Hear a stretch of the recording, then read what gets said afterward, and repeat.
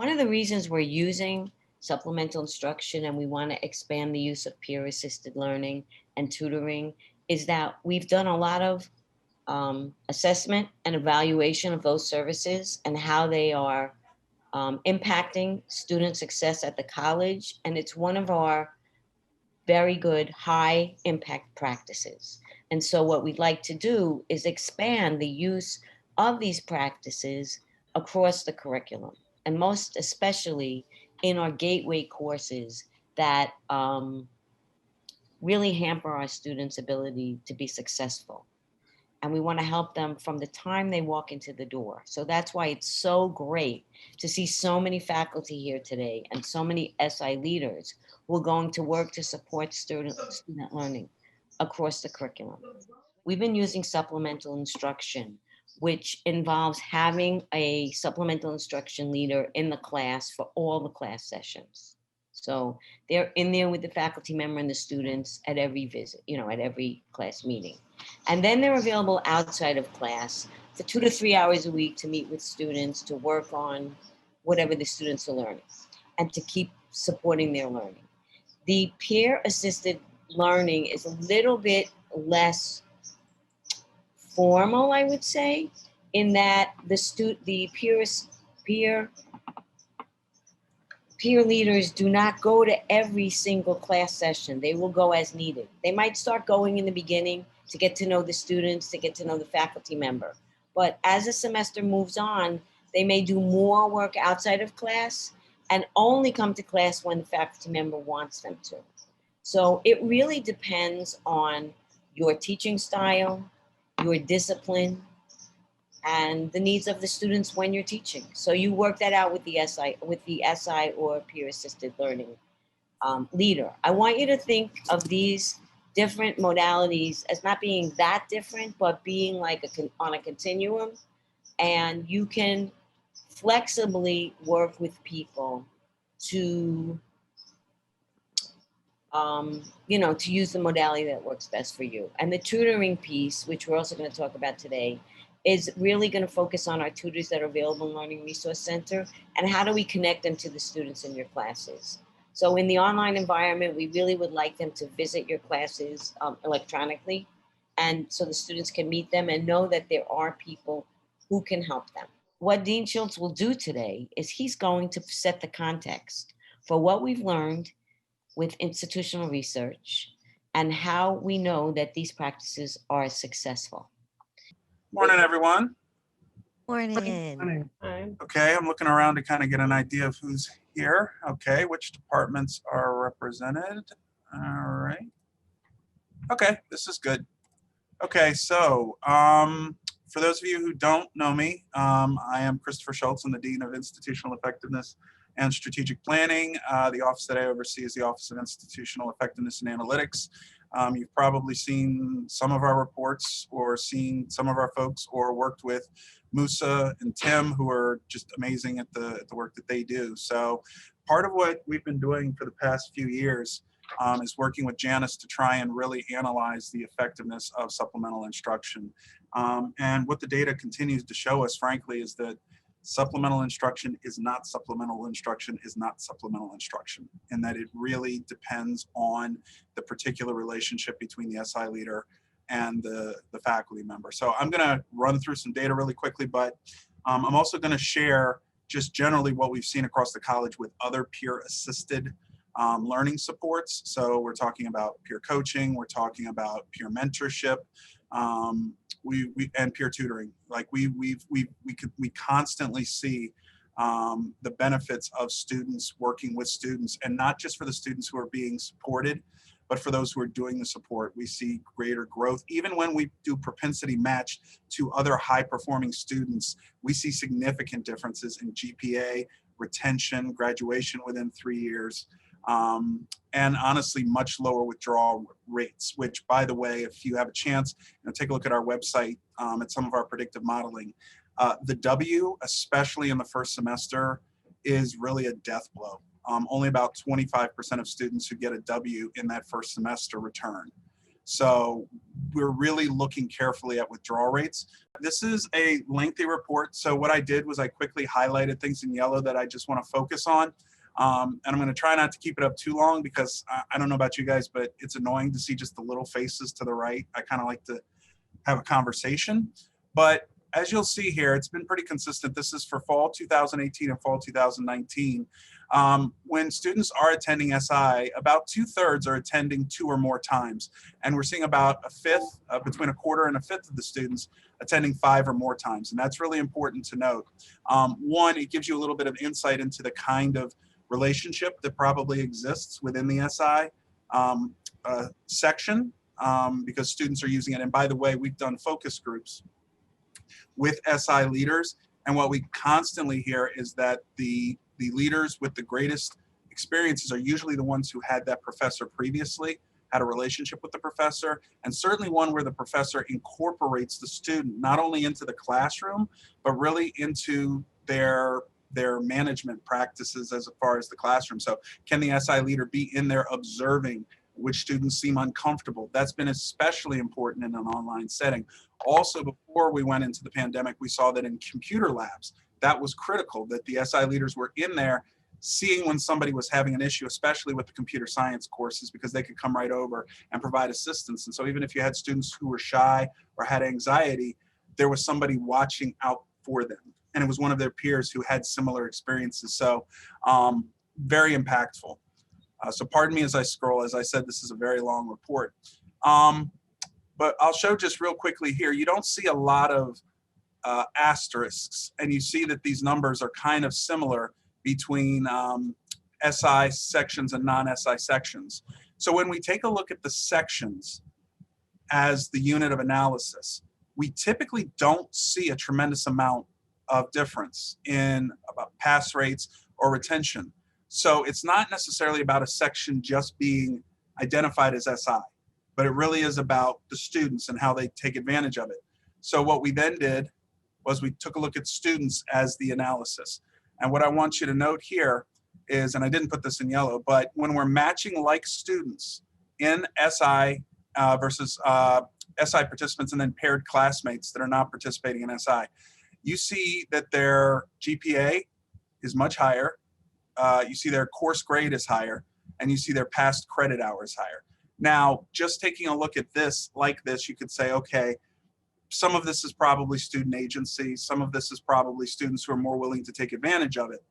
And that is probably true. But we are taking students who are matched within the same courses. So from an academic preparation perspective, these are students who are very similar. The difference is some are taking advantage of SI. So sometimes what I think we need to do is to not just get so bogged down in the statistics. We use the statistics, but what are the statistics telling us? It's telling us that this interaction is beneficial. So how can we encourage more students to participate in SI? These numbers, as you'll see, they're small because we're looking within sections, but I just wanted to point out that these actually hold pretty true over time, even with small numbers, and that we're seeing D, F, W, and I, that's D's, F's, withdrawals, and incomplete rates that are much lower in a lot of these courses. Now, what we saw early on was a bigger difference of the impact of SI in developmental courses, especially math. And so that has led to thinking about how we make sure to incorporate SI into the co-recs, because we saw that it was more impactful in the developmental. And so we know that the introductory courses, introduction to that material, SI is very helpful for those students. And when you start to get a little bit bigger, like English 101, where there were 73 students, you see a 10 percentage point or 25 overall percentage point difference, 25% point difference in passing grades. So students are more likely to pass. Now, when we take a look across different courses, this is really important to look at, and this tells you a lot. We're taking a look at matched students, almost 700 of them, paired between the SI participants and their paired classmates. Pass rates significantly higher. This is a big one, the withdrawal rate. It's a fifth, or sorry, it's a quarter. It's a quarter. Pass rates, much higher. Again, withdrawal rates, much lower. And when we take a look overall based on the frequency, you see that the more students attend SI, the higher the percentages go. And we actually see a significant difference for students attending 5 or more times versus their matched students. And that goes across both springs. It goes for both pass rates and for passing grades. And look at the difference between the passing grades. Less than half compared to over 3/4. Significantly higher. We see the same thing. And you may be wondering why we exclude music and art and then we include music and art. It's because SI looks very different in those sorts of courses. And so we want to make sure that we're accounting for all sorts of different types of courses. I could keep going through all of these numbers, but I only have so much time and I will be sharing this with the group. But I do believe there was another one that I wanted to focus in on. Yeah, so math. We've broken out math here. 3.4% withdrawal rate in a math course. That is low. Our average runs, around 10, 11%, and 12.6 when you just do the match group, not in an SI. So the withdrawal rates are significantly lower. And when you take a look at the grades, again, 37.3 compared to 71.1 with passing grades. So I'm going to go ahead and stop sharing. What we see, especially in math, has been that this has been the case overall. But again, we have to go back to what sort of relationship exists. So is there a relationship previously with the student leader, the SI leader, and the faculty member? That's very important. We've also recently done analysis on trying to predict, what are the factors that lead to students not returning from spring to fall. And what we did for the first time was to take a look at the last 2 years. Now we know that that's not going to be predictive of necessarily before the pandemic because courses were different, but we did need to make sure that we tried to understand this so that we could help our students, return this fall to, improve retention rates and find out what supports they needed. And 3 of the top 5 predictors for students not returning were actually grades within certain courses. And it was Speech 100, English 101, and English 201. What we have seen frequently over the years is that Speech 100 is definitely a predictor of retention, whether or not students get passing grades in there. We know that English 101, we also know that about 40% of our students, now I'm talking about Black and Hispanic men, about 40-something% of those students are passing a 4-credit Gateway Math and English course in their first year. Those students are 2 to 3 times more likely to be retained. Our students avoid English, they avoid math. And what we've seen is that SI really helps within those.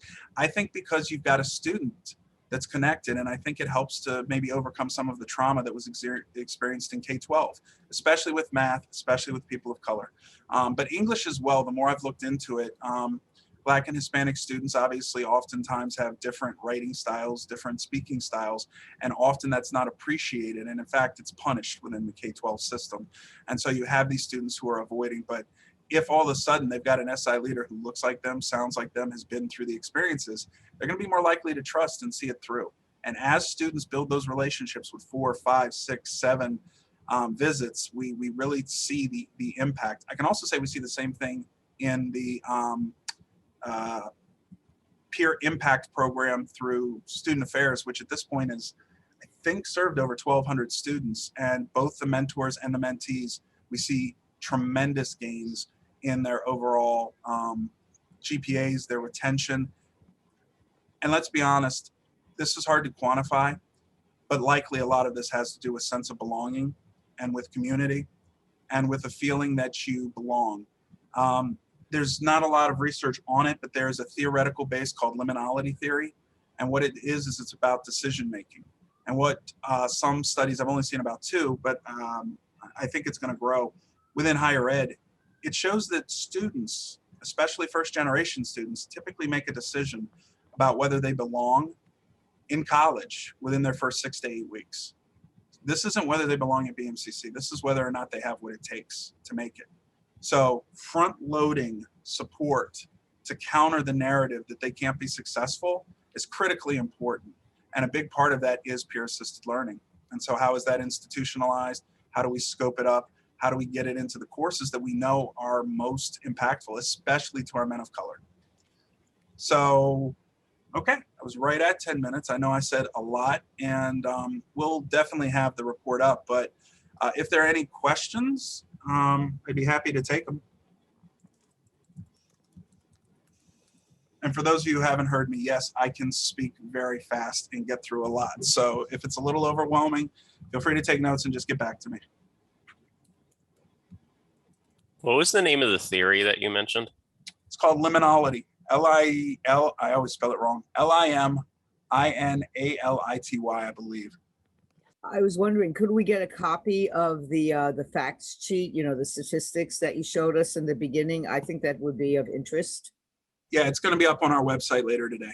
Okay, thank you very much. Absolutely. And I'll go ahead and send it to Janice after I get off so that she can make sure that everybody who's in attendance here gets it right away. Thank you. Thank you. Any more questions for Dean Shults? Yeah, I just quick have one question. quick question. I was just wondering if there's any qualitative data that's attached to some of the numbers, if you've actually done interviews with students and stuff to find out what are some of their perspectives on these things. You're asking if there's numbers associated with the qualitative? No. No, if there's qualitative data, if you've done interviews with Yes. students and stuff. Yes. Okay. Yeah, we've done 4 of them.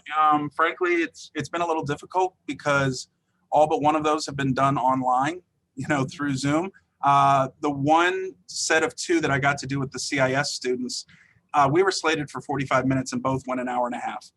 The students were absolutely like changed based on their experience as an SI leader. The trust that the faculty members who really trusted them had in them, it helped to, in fact, a few of them were then thinking about becoming faculty at one point because of the experience that they had. But what it was it helped to give them a feeling that they truly were exceptional. And the faculty members knew they were exceptional, but now the students were believing they were exceptional. And it's the non-academic cognitive factors that we know are most critical to student success. They're the hardest to measure.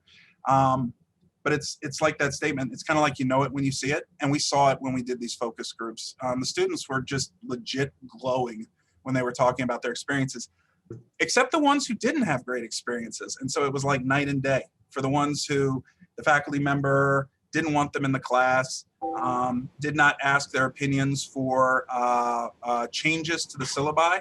Like those who are like, okay, is this working? Is this not? And the SI leader could be like, you know what, students aren't getting this, this, and this. And then the faculty member's like, okay, let's try a different resource. Do you have one? And they were like, well, this helped me. And then they were like, okay, we'll bring it into the class. And in the next class, they were like, your SI leader has provided some new resource.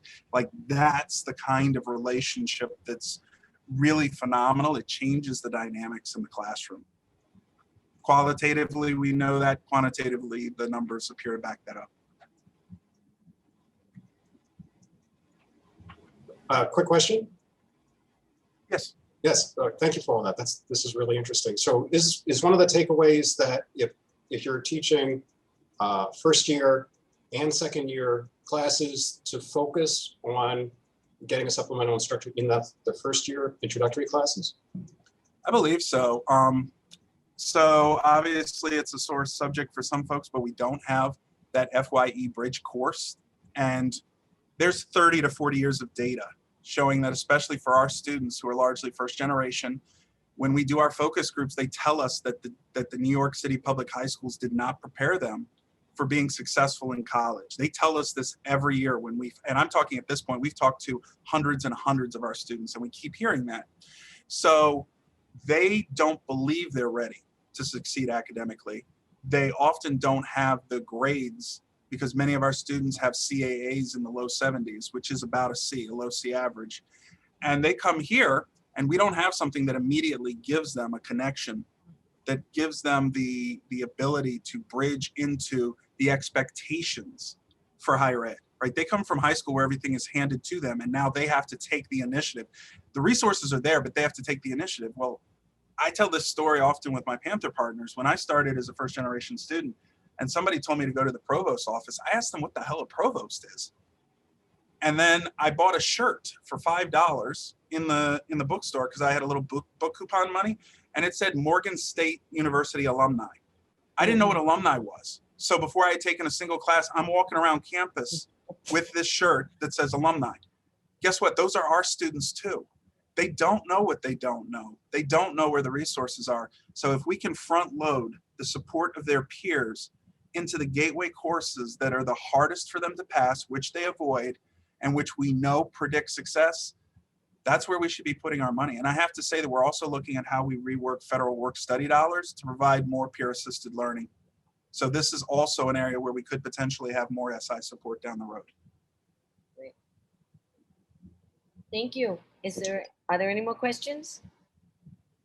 Well, I want to thank you, Dean Shults, for your focus on the data, but also your emphasis about the relationship, the importance of that relationship between the SI leader and the faculty member. Because Absolutely. you want to select a student who's been in your class, who's done well, who you're comfortable with, because this is going to be a long-standing relationship, hopefully. And you really want to have that camaraderie and ability to share and trust.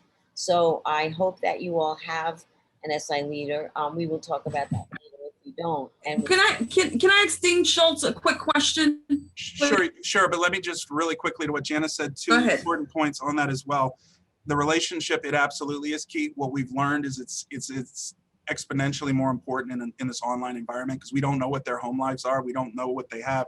Yeah. So this gives them a connection outside of whatever their world is. Yeah. And in focus groups, students often use the word home to describe Chambers Street, often more than the place they live. This was their home. And secondly, if you have an SI leader, they're getting paid. This is potentially one less part-time job they need. And they're with us. The more we can have them with us, the more successful they'll be. So please go ahead with the question.